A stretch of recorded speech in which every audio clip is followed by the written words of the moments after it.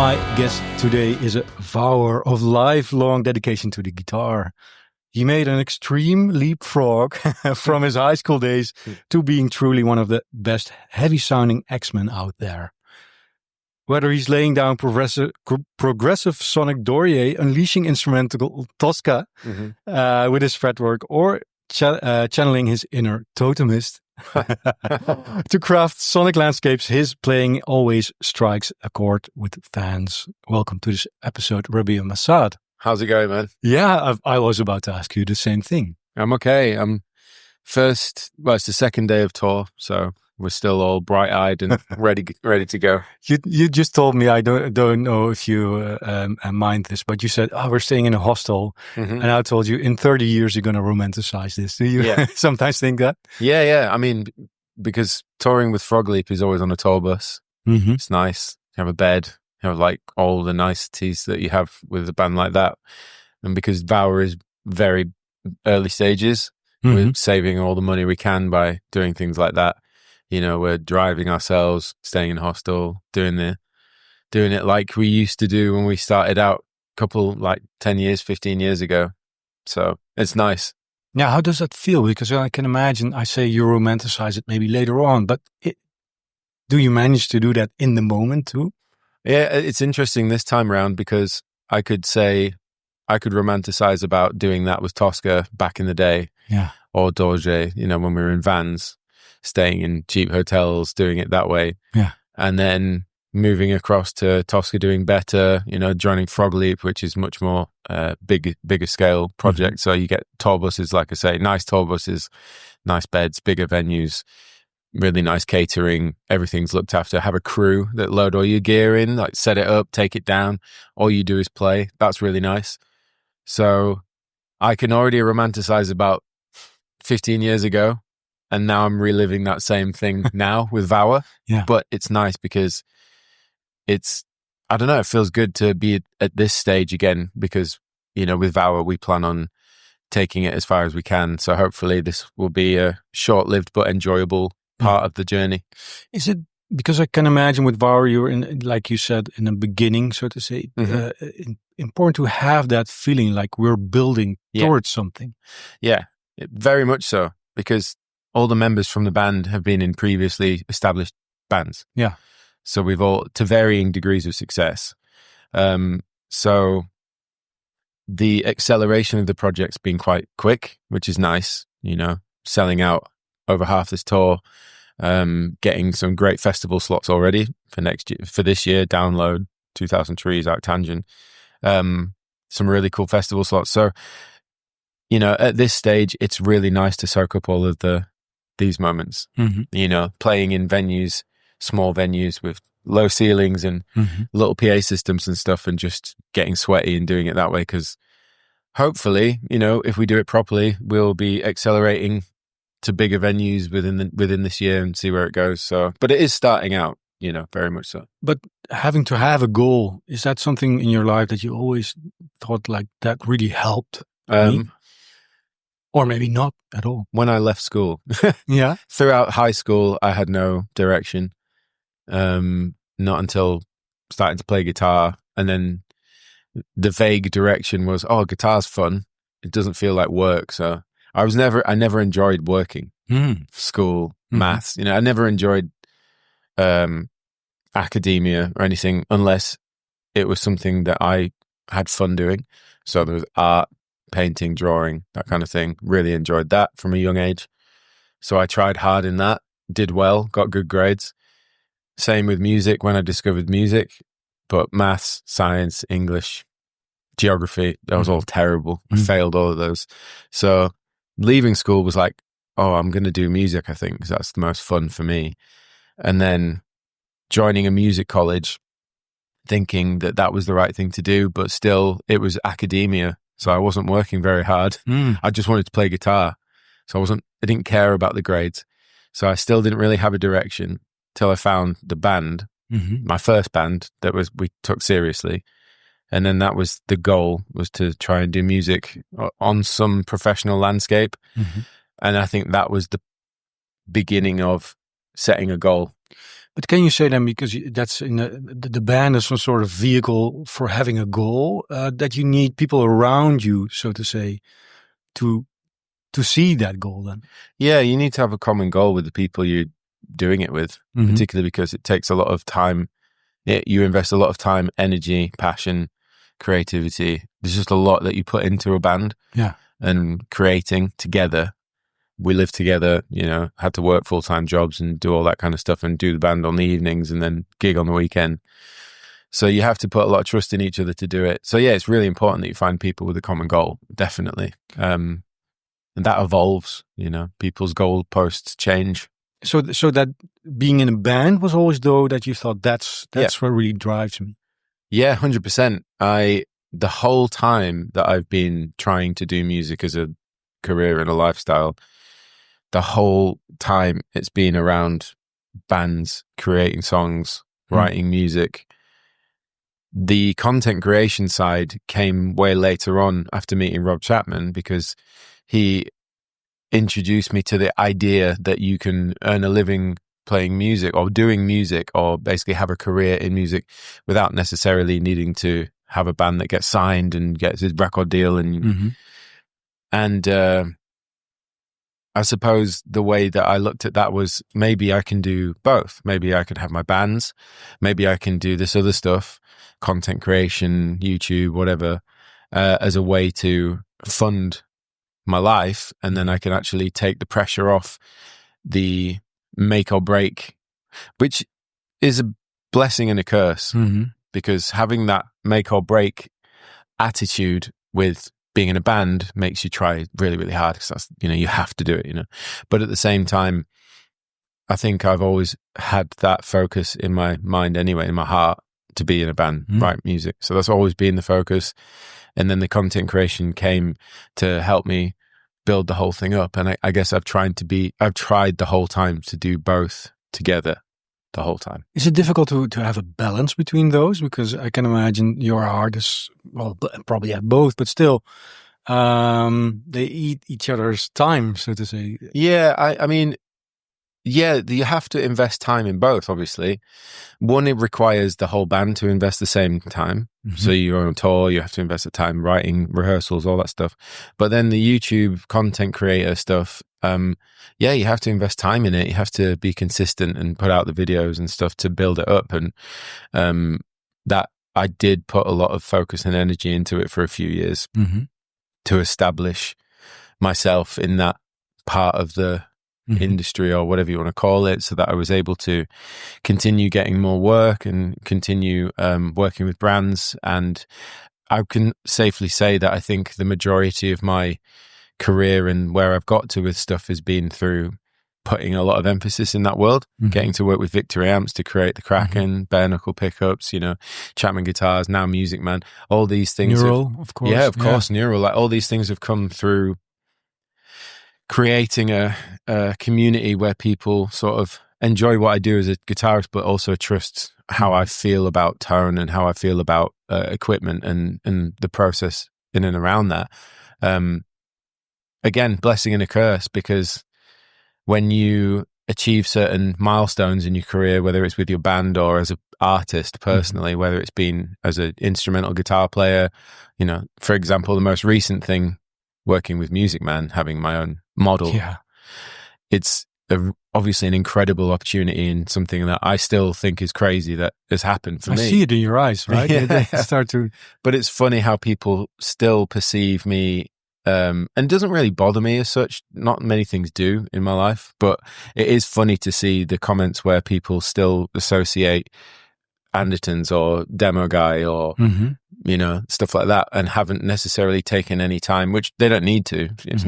I can't control what people see of me on the internet, but it is funny to see that's how they perceive me, as still just some demo guy that gets a signature Music Man, when really it's like, there's plenty of stuff out there if you were to go and look, but it is what it is. And if you'll listen to it, like you mentioned tone, and I said in the intro as well, one of the best sounding X-Men out there. For me, if I listen to your music your guitar sound, the first thing that pops up with me is like, it sounds so good. Thanks.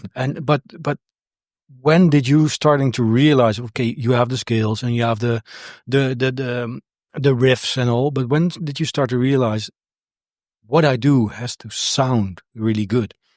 I, I I don't think I ever thought about it like that, like it has to sound good. I think I always kind of approached things like it's as simple as thinking to yourself, oh, that sounds nice. I'm going to play more like that. Yeah. And then it's just that. It's very simple. And I think it's also having the idea of, let me say, maybe one of my favorite bands is Carnival, right? Yeah. And when I listen to their kind of delay, reverb soaked, low gain tone, the way that sounds is really nice to me. So in my own rig, in my own equipment, in my own time playing at home, I'm going to try and create a sound with my equipment that gives me the same feeling I have when I listen to that. Could be the same when I hear Nuno Bettencourt playing lead, or Joe Satriani, or Meshuggah playing riffs, or any of the music I listen to that I enjoy. If I'm trying to play in that way, if I'm feeling ambient, I'm going to go ahead and find sounds that give me that sort of feeling that make me feel comfortable, like the way I am when I listen to those other sounds. It's interesting to me you mentioned the word feeling constantly. So tone and sound, it can't be a thing of the head, right? Like it has. So maybe my question, if I come back to that, you probably didn't think about it. You just felt. Yeah, it's and I think there's a lot of people that are on the same page with me with that, is that it's all about how it makes you feel when you play. Because, and you may not notice it sometimes, but you might get given a guitar and an amp in a situation where you set to play and it feels not good. And you can't understand why you're not playing right. Yeah. Whether it's the response of the amp or the action on the guitar or the pickups, the way they respond to, and you can't understand it. And it's like really stressful, especially if you have a limited understanding of that side of it. And it's one of those things where, like, the more that you explore what it is that makes you feel good about playing different tone and different feeling sounds, the easier it is to sort of pinpoint the things you like and what makes you feel good when you play. And I think that's really important. But that feeling you just mentioned, I think a lot of guitar players recognize that. Is it also that you will have to take good care of yourself, that you have to feel good yourself to be as relaxed, so the guitar will give you what you expect, or what? Or what's your approach on that? I think I can definitely remember times where I felt not good, but I sit to play and that's where I get the feelings out, if you know what I mean. And as hippie as that sounds, whatever, but I think musicians and creative people in general can agree that you can vent your emotions and feelings through the medium that excites you, whether it's music, art, dance, whatever, it is. But I also think, if you're like really stressed for the day, or you're really angry about something, it might not be the most conducive mindset to sit and create something great. Then you'll think, what's wrong with the guitar? Yeah, it depends. There is a sliding scale, but I do think at the same time, you can be in a certain mindset, whether it's sad or whatever, or whatever it might be, not necessarily a happy feeling, but that can also be sometimes a good way to go into, like, therapeutic, isn't it? It's like therapy sometimes to sit and explore your instrument. Just as a meditation, right? Yeah. Just as something that just feels good.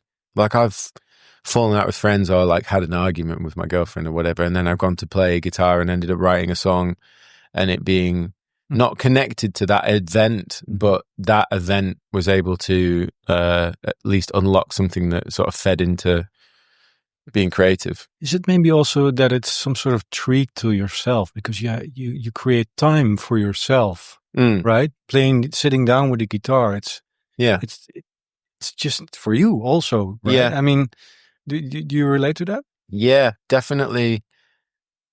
Over the years, it's been an up and down feeling, because, as I mentioned before, doing a lot of gear demos and a lot of that side of things, it started to feel like work. And I'm not complaining, it was a great job to have, but it started to feel like a job. So I started to lose the the lines started to become blurred between when I'm sitting for me and when I'm sitting to make a video or talk about a piece of gear.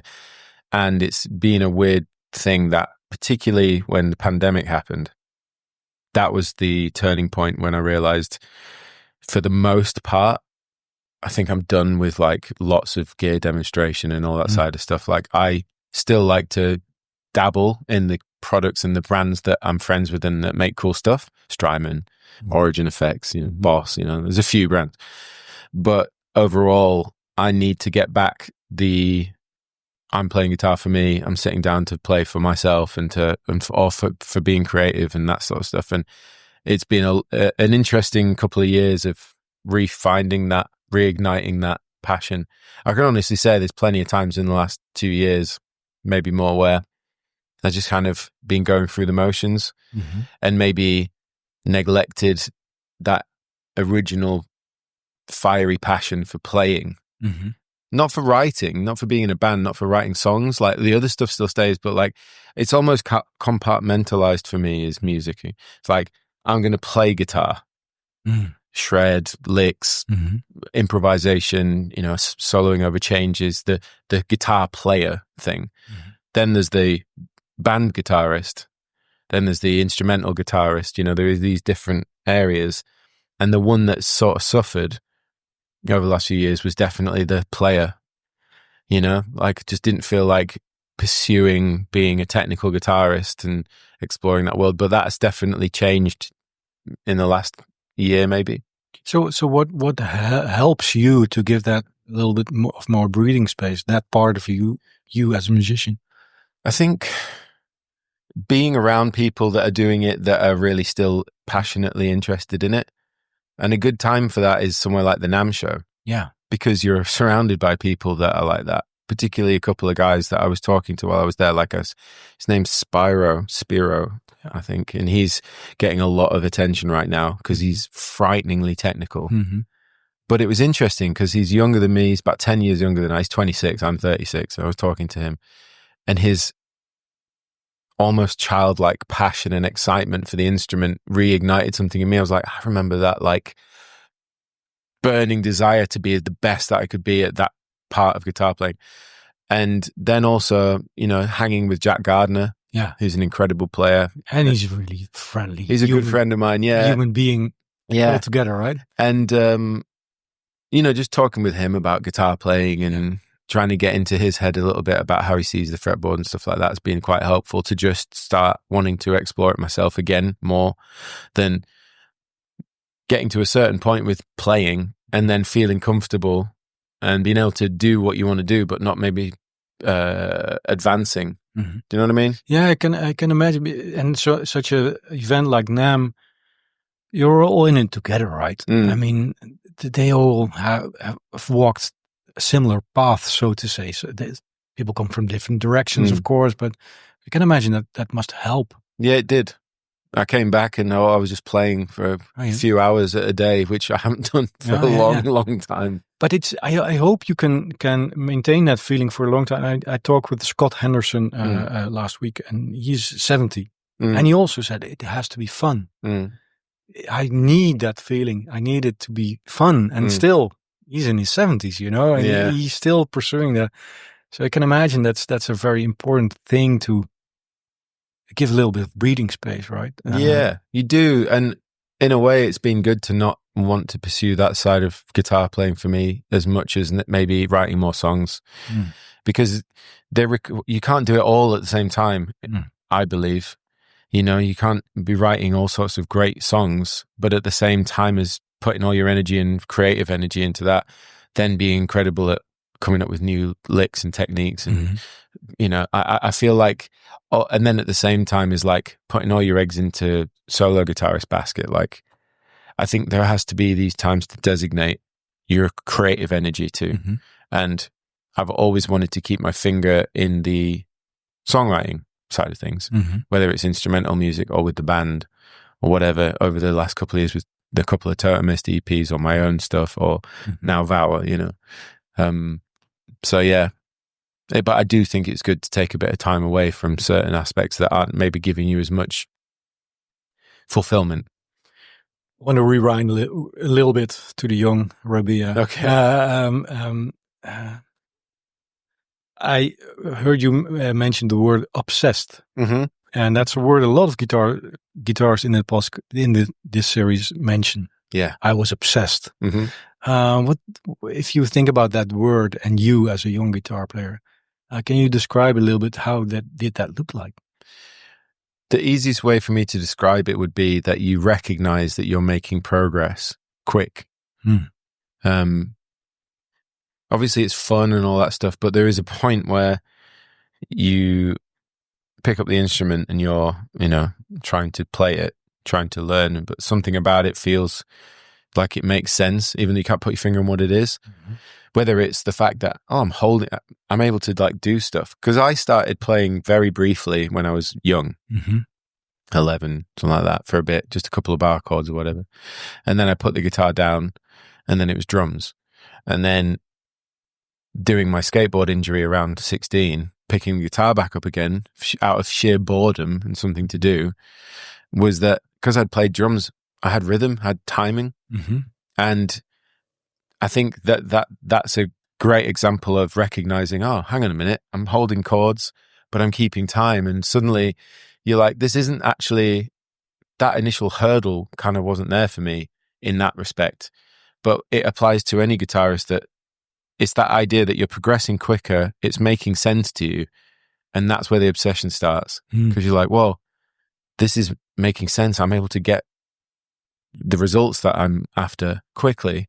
And then you go, well, what's next? Well, what's next? Well, what next? And that suddenly that becomes this hunger to take in as much as possible. Like this guy that handed me the Master of Puppets tab book. Not that I remember thinking, this tabs, I'm looking at the tabs like I have no idea what I'm looking at.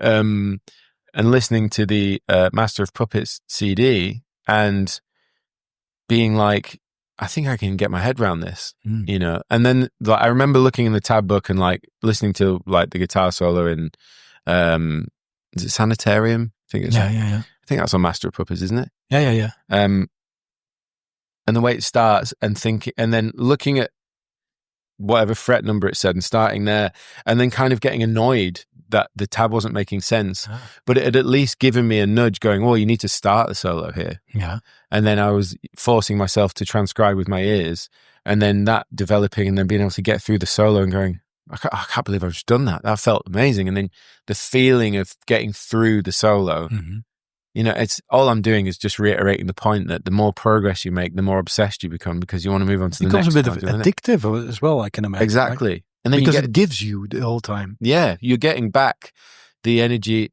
the feeling you get back when you feel satisfied and proud of yourself for overcoming those moments is the thing that it gives you for putting in the effort. Do you know what I mean? Yeah.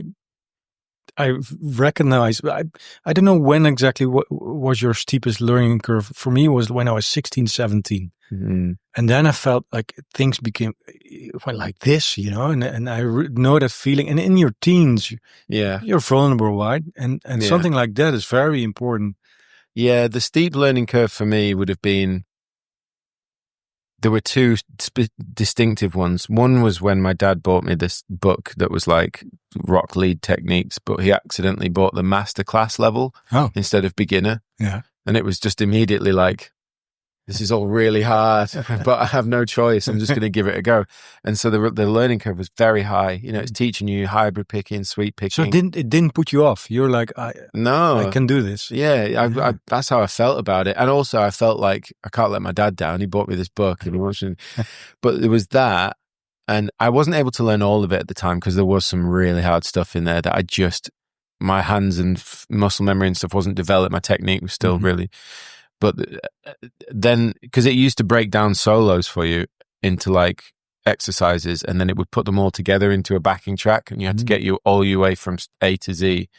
And that was a really satisfying feeling when you make it to the end. There was that, and then it was realizing that I wanted to learn extreme songs. It's like, I want to learn Porno Graffiti, I want to learn 3 Sides to Every Story, and obsessing it like... What about it was so appealing to you? Just the flavor of the note choice, the attitude in the playing. Like, I mean, Extreme are cool. I like the band, but I would be lying if I said I wasn't just listening to the guitar work most of the time.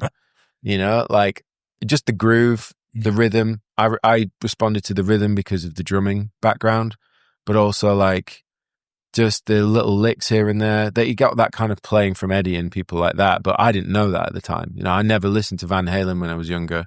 I was very like in the world of guitar icons that people say is education, shreducation, or whatever you want to call it, when you learn. I was kind of sheltered. I was just took on board what my dad was into. So the Eagles, Extreme, you know, Richie Blackmore, Dave Gilmour, like just his favorite stuff that I listened to. Like he wasn't big on Hendrix. I didn't really listen to Hendrix. He wasn't massive on Led Zeppelin. I didn't really listen to Led Zeppelin. You know, it's that kind of thing. I learned all that stuff later on, but Extreme, just had the groove, the attitude, the solos. That he's a craftsman of the wow factor in a solo, where you start melodic, build it up, you do something wild that makes you go, I have no idea what I just heard, and then rounding it off, you know? To me, part of it is also like, how can it seem so effortless? Yeah. Right? It's very tight and it's very melodic and a lot of things going on. And it flows. And you're just eating out of his nose while doing it. It flows, and that's the thing I liked, the way it flowed. And I've tried to, in my own time, in my own solos in songs, tried to do the same. Is it has to flow from one. You can't like finish a melodic passage and then suddenly I'm shredding. It has to work its way in to the shred or out. But does flowing also mean like I should not perform on top of my game, but you know, because if you look at Nuno Bettencourt, you see he has some leftover, right? I mean, do you understand what I mean? Like, it can either start on fire and then mellow out, or it can start mellow and then go on fire. It has to have the peak and the trough, because it's like watching a film. If a film was just action scenes all the way through, you get fed up of it after 20 minutes. You know what I mean? It's the same thing with guitar solos. They have to have this build up, tension and release. It's the same with songwriting. It has to have tension and release. Like, so one of the things I always feel with when I'm writing Tosca, tension and release has to make you feel and then give the excitement and then the mellow and stuff, so you can reset your ears and your feelings towards it and stuff. And every solo was like that for me with Extreme. So they all told a story. So what did your father think when you were infected by the Nuno virus? Well, he loved the Three Sides to Every Story album. His band tried to play Rest in Peace back in the day. They loved that song. So he used to put it on in the car before I started playing guitar. So he was already on board with Nuno and that side of it. But he would, I was talking about this with a friend, I can't remember who it was, the other day at NAMM, and it's just the way my dad supported me as a guitar player was really interesting, because he wasn't like, my son's talented, my son's going to be good at this. It was the opposite. He was just like, that was a little bit scrappy, that bit. He didn't play that very clean. You know, he'd be stood outside my room listening to me trying to play, and then he'd wait for me to stop, and he'd just like open the door and stick his head around and be like, that was a bit messy. You could tidy that up a little bit. What did that do to you back then? It annoyed me. Oh, yeah. It was like, I'll show you. Okay. But probably he saw that, right? 100%. Well, this is my dad. He knows what I'm like. He knows me. So he's like, that's going to make him want to do it properly. And because it can make you insecure at the same time as well, right? It could. Yeah. But I think he's my dad. He knows me. It's actually his birthday today. Oh, congrats. Yeah. And it made me reflect about that particular thing today, which is quite poignant for this conversation. Just in that that was something that he got right with, like the music side of things. Never pushed, never was like, you are going to be really good. He actually didn't want me to be in music, because he was in music and he had a up and down experience. What did he tell you at one point? Like, I don't want you to go into music, or between the lines? He was sort of just saying, like, you know, like, it's hard. You might not make any money. You might not be successful. Like, it's important for you to have a degree in academia. You need a proper degree. You need proper qualifications so you can get a job if it doesn't work out. He's always about making sure there's a safety net. But when he realized, he might have something here kind of vibe, or like he's getting good at this, like, or he's committed, then he sort of nowadays it's all just pure support, and I guess he's very proud. But back then, the way he used to get me to get better was like that. I remember this one time he came home and he was telling me about a friend of his son that was playing guitar, and it was an important lesson to learn because I said something like, "Oh, is he as good as me then?" kind of thing. So a cocky little teenager, and he sort of his demeanor completely changed, and he was like, you know, who do you think you are? That's the wrong attitude. You need to know that there are so many better guitar players in the world than you. Like, you'll never be the best. There's always going to be someone stronger, faster, better. Like, and you got to remember that. And it wasn't to put me down. It wasn't to make me feel crap. It was to give me perspective on the fact that you should always remain humble and that you should always just be focused on you and not care about anybody else. That's a very interesting point. I mean, I can't remember exactly how I said it, but in essence, that's what he was trying to get at. Yeah, because let me think. It's not a match, right? No. Well, maybe with yourself sometimes, but like who cares, right? I mean, you just watch your watch. I'm going to do it because we're right in front of, right prior to a gig of yours. Yeah. And it's all face to face. It's sometimes a bit of a puzzle to get things done. Yeah. So, I also want to mention we're in Nijmegen, which is the town where Eddie Van Halen grew up. Did you listen to his music? I was wondering. Much later on, as I mentioned, when I was younger, like I was only introduced to the things my dad was interested in, but later on in life, like, I've definitely checked it out. And it's because Nuno is of course, if you talk to him, you'll talk about Eddie the whole time, right? Yeah, listening to him and then hearing Van Halen is like, I understand why Nuno sounds the way he does and why he approaches guitar playing the way he does, which was nice. Yeah. But Nuno is like my Eddie to him. Yes. You know what I mean?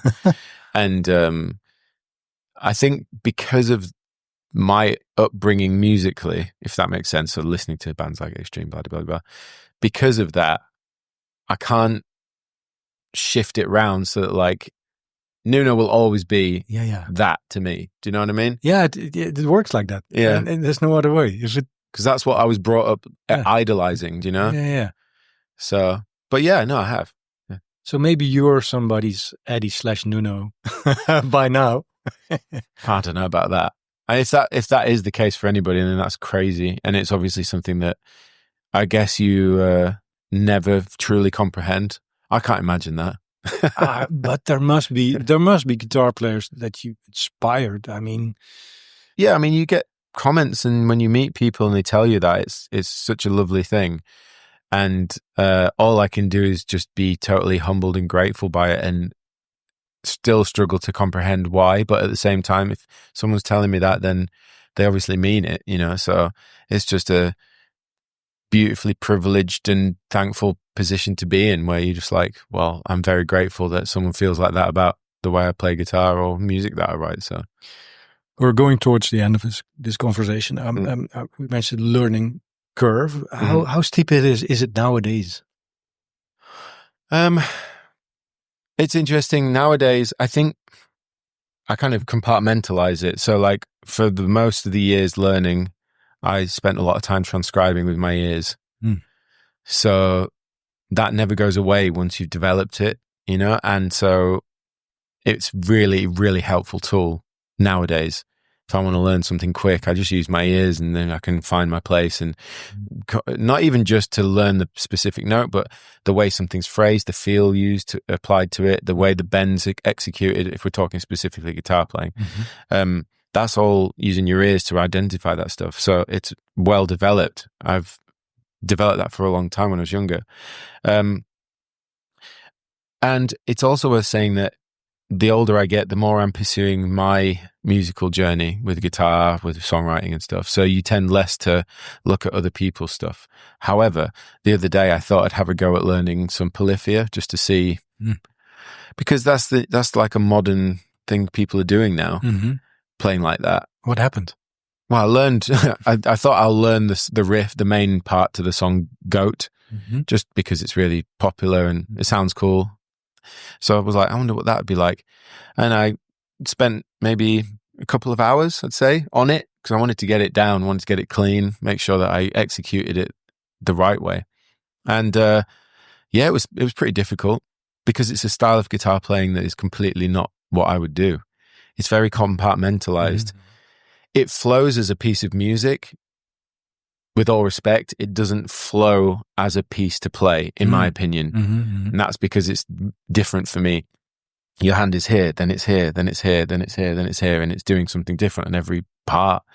And it doesn't feel like it flows aesthetically as far as your hand movements and the way to execute, because I feel like it was written externally and then applied to the guitar, if that makes sense. But still, that's a lesson altogether as well, 100%. Right? To feel that, okay, this is going on. That's why I wanted to learn it, to see if you could take anything from it. Not musically, but maybe just approach to parts and to the aesthetic behind writing a part.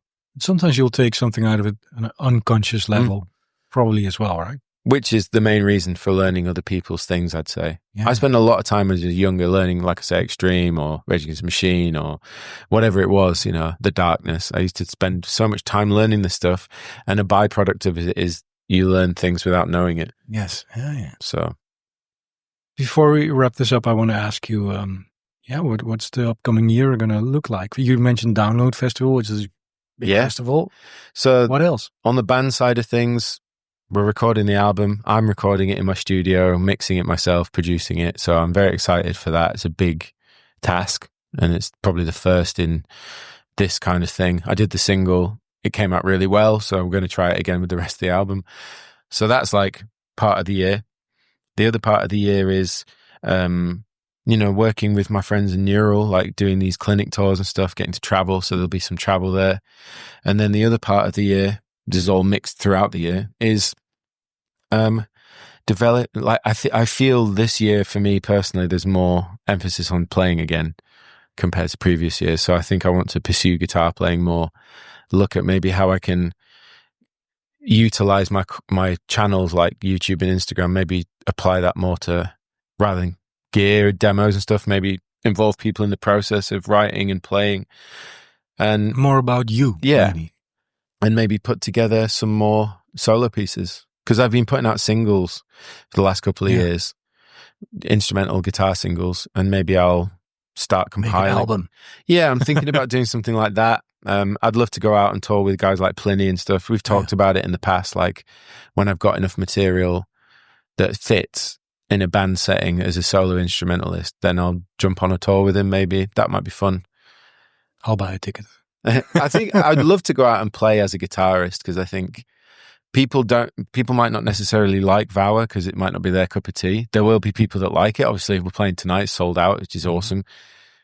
But I'm well aware that a portion of my following on Instagram and YouTube probably don't like screamy music or heavy stuff. And they're more into those They might singles. like the leady stuff that I play. Yeah. And so it'd be really nice to go out and play for those people that like that. You have some sort of luxury problem, I think, right? All these options. Yeah, I just never want to feel like I want to explore all of it. I've always felt like that with my playing. I want to be able to play like a blues guy, lead shred guy, metal guy, funky jam band. I want to be able to do all of that, and it applies to everything in life. Where as a band musician, like I want to go out and play those kind of gigs, do this kind of gigs. Like, just do it all. Why not? Best advice. Do it all. Yeah. Thanks so much for your time, Rabea Massaad. I appreciate it, man. I'm looking forward to the gig tonight. Awesome. I hope you enjoy it. Thank you. And listeners also, thanks for listening. No worries.